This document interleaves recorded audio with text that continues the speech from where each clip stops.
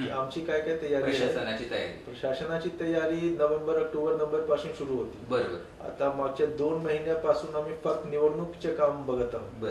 त्यामध्ये जसं मी सांगितलं, मोठा जिल्हा आहे, मोठी लोकसंख्या खूप मोठी आहे, 3617 बूथ आहेत.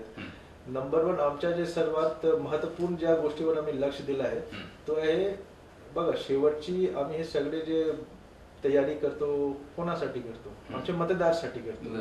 आमचे मतदार जेव्हा मतदान केंद्रावर आला त्यांना असं वाटलं पाहिजे की प्रशासननी आमच्यासाठी सगळी सोयी सुविधा केलेली आहे. त्यांना मत देण्यासाठी त्यांच्यासाठी जे पद्धत आहे, जे प्रोसेस आहे ते सोप असला पाहिजे. त्यांना एक आनंद वाटला पाहिजे की मग आम्ही येऊन तिथे मतदान केलं, आम्हाला कुठल्या प्रकारची अडचणी नाही झाली, आनंद झाला.